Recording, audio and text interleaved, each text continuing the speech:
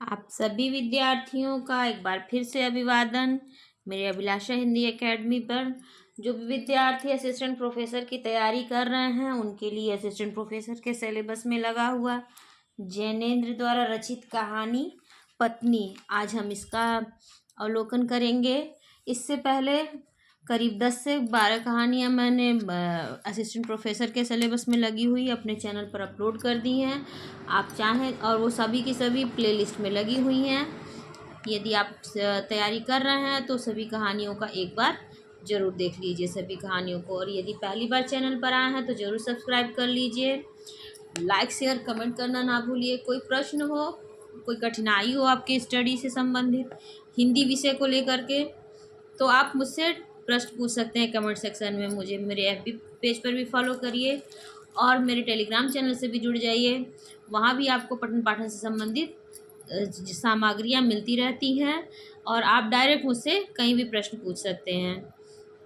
ये मेरे FB page पर भी पूछ सकते हैं, मेरे टेलीग्राम चैनल पर भी पूछ सकते हैं और मेरे यूट्यूब चैनल पर भी पूछ सकते हैं। तो चलिए बिना देर के शुरू करते हैं जैनेन्द्र की कहानी पत्नी। पर उससे पहले हम थोड़ा सा लेखक परिचय देखते हैं। तो देखते हैं जैनेन्द्र कुमार। जैनेन्द्र कुमार का जन्म अलीगढ़ उत्तर प्रदेश में के कौड़ियागंज में 2 जनवरी 1905 ईस्वी में हुआ था। इनका आरंभिक नाम आनंदी लाल था। ये परीक्षाओं में पूछा जाता है कि जैनेन्द्र का पुराना नाम क्या है या असली नाम क्या है, तो आनंदी लाल है इनका असली नाम। जैनेन्द्र कुमार का असली नाम आनंदी लाल। इनकी प्रारंभिक शिक्षा गुरुकुल में हुई थी। 1912 तक वे गुरुकुल में रहे, फिर बिजनौर आ गए। इन्होंने मैट्रिक की परीक्षा 1919 में पंजाब से दी और उच्च शिक्षा के लिए काशी हिंदू विश्वविद्यालय चले आए। 1921 में शिक्षा अधूरी छोड़कर वे असहयोग आंदोलन में भाग लेने के लिए दिल्ली आ गए। 1921 से 23 में व्यापार में संलग्न रहे। फिर 1923 में ही नागपुर आकर राजनीतिक पत्रों में संवाददाता का कार्य किया। राजनीतिक गतिविधियों के कारण गिरफ्तार भी हुए। इसके पश्चात जीविकोपार्जन के लिए कलकत्ता गए लेकिन सफल नहीं हुए। तब लेखन कार्य आरंभ किया।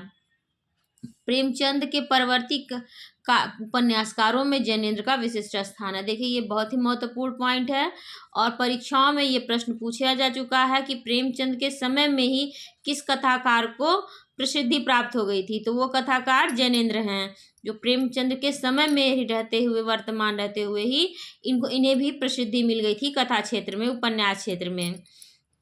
तो चलिए प्रेमचंद के परवर्ती उपन्यासकारों में जैनेन्द्र का विशिष्ट स्थान है। उनकी प्रथम औपन्यासिक कृति परख है, जो 1929 में प्रकाशित हुई थी।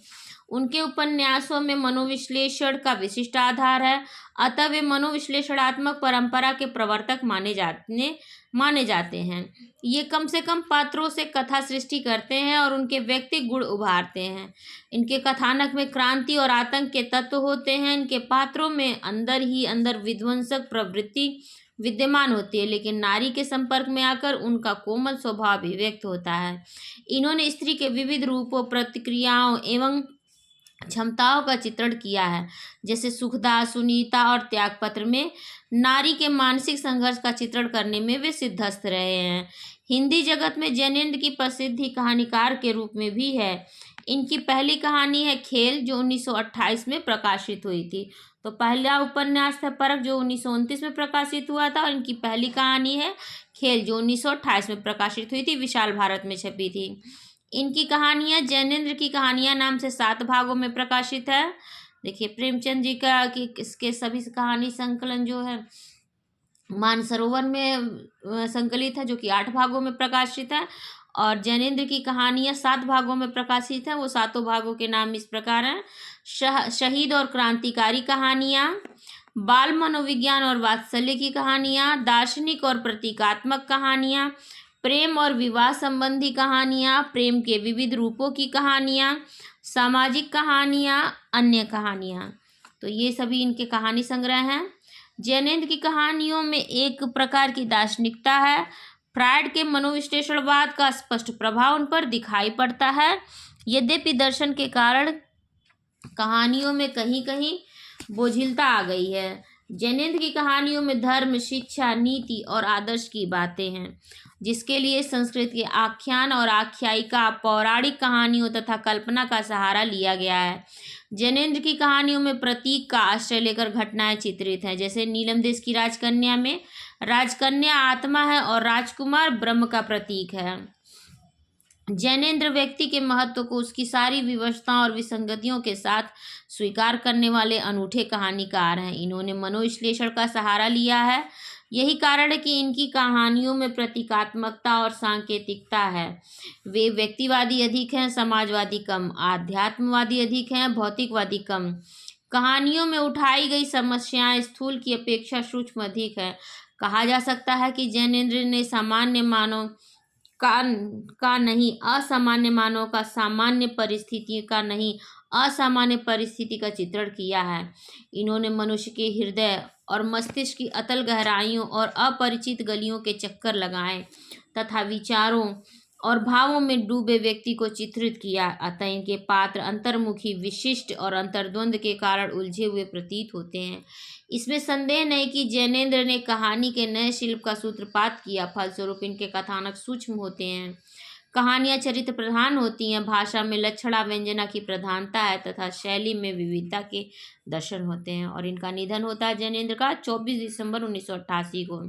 जन्म हुआ था 1905 में, 2 जनवरी 1905, और मृत्यु हुई थी 24 दिसंबर 1988।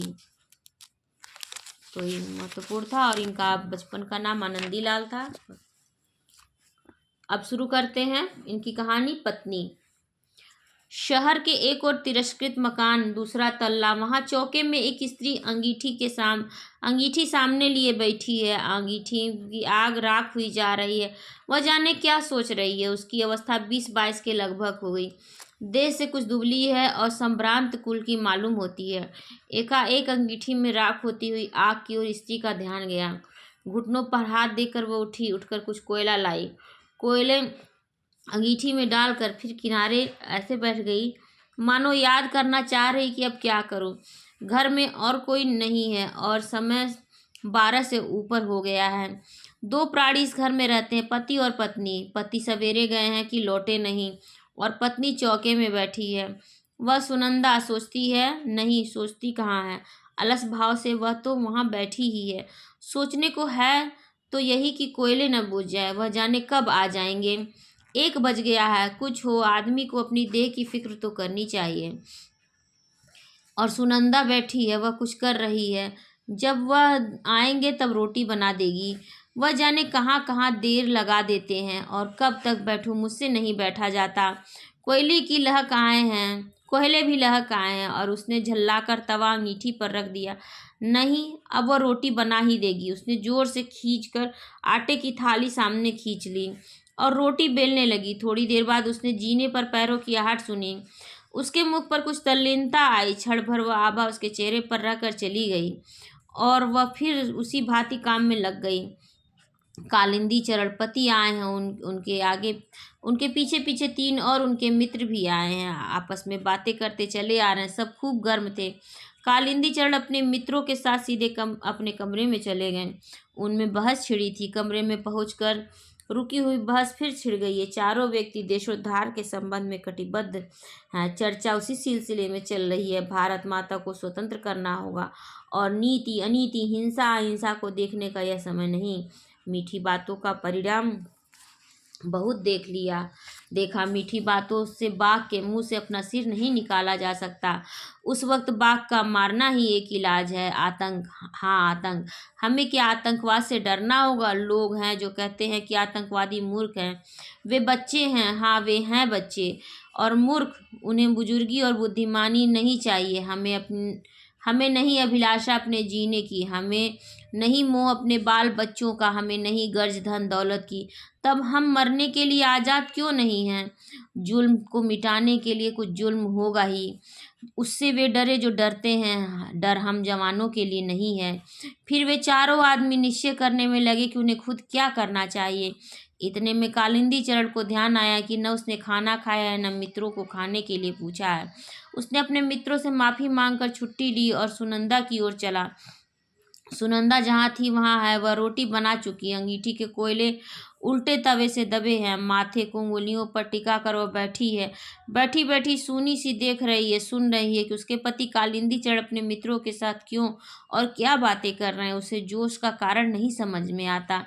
उत्साह उसके लिए अपरिचित है, वह उसके लिए कुछ देर की दूर की वस्तु है, स्पृहणीय है और मनोरम है और हरियाली।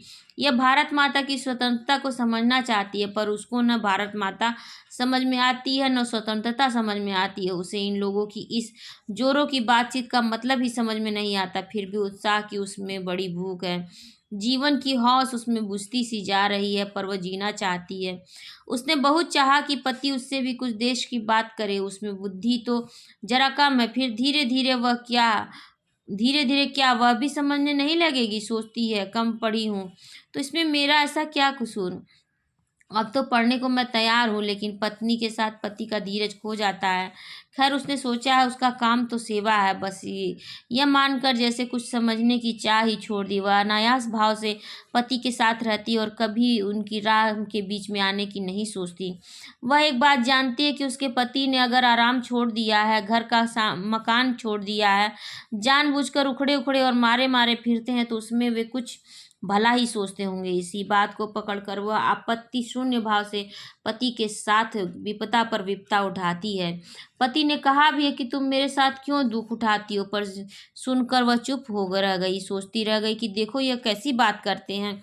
वह जानती है जिसे सरकार कहते हैं, वह सरकार उसके उनके इस तरह के कामों से बहुत नाराज है। सरकार सरकार है, उनके मन में कोई स्पष्ट भावना नहीं है कि सरकार क्या होती है।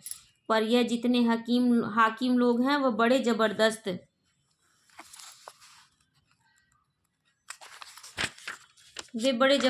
होते हैं और उनके पास बड़ी बड़ी ताकतें हैं। इतनी फौज, पुलिस, सिपाही और मजिस्ट्रेट और मुंशी और चपरासी और थानेदार और वायसराय, ये सब सरकार ही हैं। इन सब से कैसे लड़ा जा सकता है? हाकिम से लड़ना ठीक बात नहीं, पर यह उसी से लड़ने की में तन मन बिसार के बैठे हैं। खैर, लेकिन ये सब के सब इतने जोर से क्यों बोलते हैं? उसको यही बहुत बुरा लगता है। सीधे सादे कपड़े में एक खुफिया पुलिस का आदमी हरदम उनके घर के बाहर रहता है। ये लोग इस बात को क्यों भूल जाते, इतने जोर से क्यों बोलते हैं? बैठे बैठे इसी तरह की बातें सोच रही है। देखो, अब 2 बजेंगे, उन्हें न खाने की फिक्र न मेरी फिक्र। मेरी तो खैर कुछ नहीं, पर अपने तन का ध्यान तो रखना चाहिए। ऐसी ही बेपरवाही से तो वह बच्चा चला गया। उसका मन कितना भी इधर उधर डोले, पर अकेली जब होती है तब भटक भटक कर वह मन अंत में उसी बच्चे के अभाव पर आ पहुँचता है।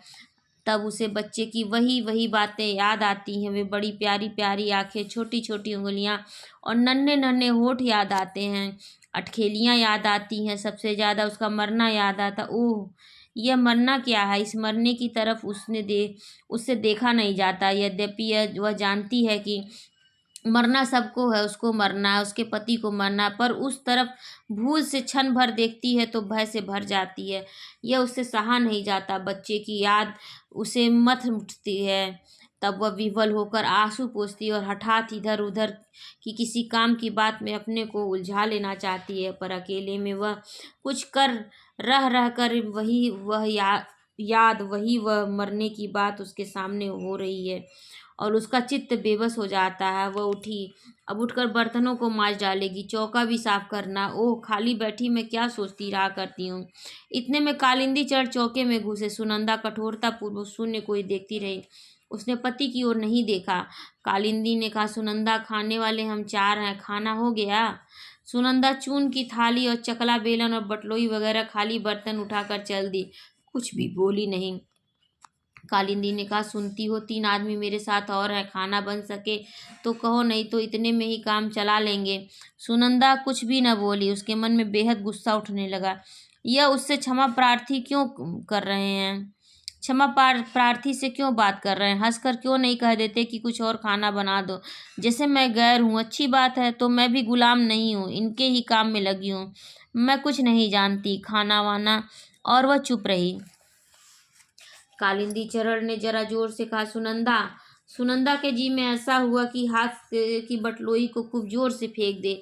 किसी का गुस्सा सहने के लिए वह नहीं है। उसे तनिक भी सुध न रही कि अभी बैठे बैठे अपने पति के बारे में कैसी प्रीति और भलाई की बातें सोच रही थी। इस वक्त भीतर ही भीतर गुस्से से घुट कर रह गई।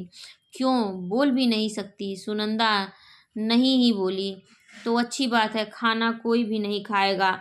यह कहकर कालिंदी तैस में पैर पटकते हुए लौट कर चले गए। कालिंदी चरण अपने दल में उग्र नहीं समझे जाते, किसी कदर उदार समझे जाते हैं। सदस्य अधिकतर अविवाहित हैं, कालिंदी चरण विवाहित ही नहीं है। वह एक बच्चा खो चुके हैं, उनकी बात का दल में आदर है। कुछ लोग उनके धीमेपन पर रुष्ट भी हैं। वह दल में विवेक के प्रतिनिधि और उत्ताप पर अंकुश का काम करते हैं। बहस इतनी बात पर थी कि कालिंदी का मत था कि हमें आतंक को छोड़ने की ओर बढ़ना चाहिए। आतंक से विवेक कुंठित होता है, या तो मनुष्य उससे उत्तेजित ही रहता है या उससे के भय से दबा रहता है। दोनों ही स्थितियां श्रेष्ठ नहीं है। हमारा लक्ष्य बुद्धि को चारों ओर से जगाना है, उसे आतंकित करना नहीं। सरकार व्यक्ति और राष्ट्र के विकास के ऊपर बैठकर उसे दबाना चाहती है। हम इसी विकास के अवरोध को हटाना चाहते हैं, इसी को मुक्त करना चाहते हैं। आतंक से वह काम नहीं होगा। जो शक्ति के मद में उन्मत्त हैं, असली काम तो उनका मद उतारने और उनमें कर्तव्य भावना का प्रकाश जगाने का है। हम स्वीकार करें कि मद उसका टक्कर खाकर चोट पाकर ही उतरेगा। यह चोट देने के लिए हमें अवश्य तैयार रहना चाहिए, पर यह नोचा नाची उपयुक्त नहीं। इससे सत्ता का कुछ बिगड़ता तो नहीं, उल्टे उसे अपने औचित्य पर संतोष हो आता है। पर जब सुनंदा के पास लौटकर आया तब देखा कि कालिंदी अपने पक्ष पर दृढ़ नहीं है। वह सहमत हो सकता है कि आतंक जरूरी भी है। हाँ, उसने कहा, ठीक है, हम लोग कुछ काम शुरू कर दें। इसके साथ ही कहा, आप लोगों को भूख नहीं लगी क्या? उनकी तबीयत खराब है, इससे यहाँ तो खाना बना नहीं। बताओ क्या किया जाए, कहीं होटल चलें? एक ने कहा, कुछ बाजार से ही मंगा लेना चाहिए। दूसरे की राय हुई कि होटल ही चलना चाहिए। इसी तरह की बातों में लगे थे कि सुनंदा ने एक बड़ी थाली में खाना परोसकर उनके बीच ला रखकर वह चुपचाप चली गई। फिर आकर पास ही 4 गिलास पानी के रख दिए और फिर उसी भांति चुपचाप चली गई। कालिंदी को जैसे किसी ने काट लिया। तीनों मित्र चुप हो रहे। उन्हें अनुभव हो रहा था कि पति पत्नी के बीच स्थिति में कुछ तनाव आ पड़ा हुआ है। अंत में एक ने कहा, कालिंदी ने झेप कर कहा, मेरा मतलब काफ़ी नहीं है। दूसरे ने कहा, बहुत काफ़ी है, सब चल जाएगा, देखो कुछ और हो तो। कहकर कालिंदी उठ गया। आकर सुनंदा से बोला, यह तुमसे किसने कहा था कि खाना वहाँ ले आओ? मैंने क्या कहा था? सुनंदा कुछ न बोली। चलो उठा लाओ थाली, हमें किसी को यहाँ नहीं खाना, हम होटल जाएंगे। सुनंदा नहीं बोली। कालिंदी भी कुछ देर गुम खड़ा रहा। तरह तरह की बातें उसके मन में और कंठ में आती थीं। उसे अपना अपमान मालूम हो रहा था और अपमान असह्य था। उसने कहा, सुनती नहीं हो कि कोई क्या कह रहा है? क्यों? सुनंदा ने मुंह फेर लिया। क्या मैं बकते रहने के लिए हूँ? सुनंदा भीतर ही भीतर घुट गई। मैं पूछता हूँ, जब मैं कह गया था तब खाना ले आने की क्या जरूरत थी? सुनंदा ने मुड़कर और अपने को दबाकर धीमे से कहा, खाओगे नहीं? एक तो बच गया। कालिंदी निरस्त्र होने लगा। यह उसे बुरा मालूम हुआ। उसने मानो धमकी के साथ पूछा, खाना और है? सुनंदा ने धीमे से कहा, अचार लेते जाओ। खाना और नहीं है? अच्छा लाओ अचार। सुनंदा ने अचार ला दिया और लेकर कालिंदी भी चला गया। सुनंदा ने अपने लिए कुछ भी बचा कर नहीं रखा था। उसे यह सूझा ही न था कि उसे भी खाना है। अब कालिंदी के लौटने पर उसे जैसे ही मालूम हुआ कि उसने अपने लिए कुछ भी बचा कर नहीं रखा, वह अपने से रुष्ट हुई।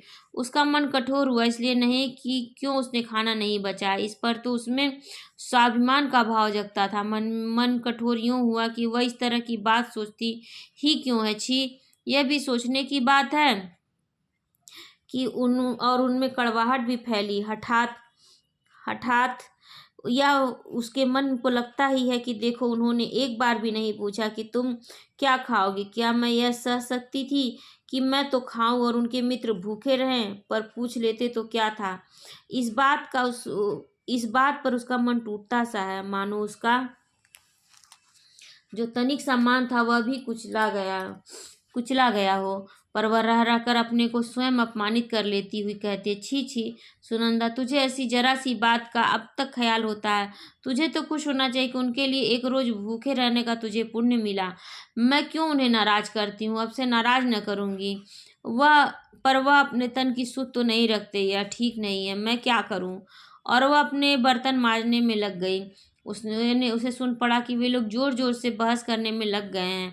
बीच बीच में हंसी के कहे भी उसे सुनाई दिए। ओह सहसा उसे ख्याल हुआ, बर्तन तो पीछे भी मल सकती हूँ, लेकिन उन्हें कुछ जरूरत हुई तो। यह सोच झटपट हाथ धोआ कमरे के दरवाजे के बाहर दीवार से लगकर खड़ी हो गई। एक मित्र ने कहा, अचार है, अचार और है, अचार और मंगाओ यार। कालिंदी ने अभ्यासवश जोर से पुकारा, अचार लाना भाई, अचार। मानो सुनंदा कहीं बहुत दूर हो, पर वह तो बाहर लगी खड़ी थी। उसने चुपचाप अचार लाकर रख दिया। जाने लगी तो कालिंदी ने तनिक स्निग्ध वाणी से कहा, थोड़ा पानी भी लाना। और सुनंदा ने पानी ला दिया, देकर लौटी और फिर बाहर द्वार से लगकर ओट में खड़ी हो गई, जिससे कालिंदी कुछ मांगे तो जल्दी से ला दे। तो ये कहानी खत्म होती है। जैनेन्द्र जी द्वारा लिखित पत्नी। इससे संबंधित यदि कोई प्रश्न हो तो आप कमेंट सेक्शन में पूछ सकते हैं।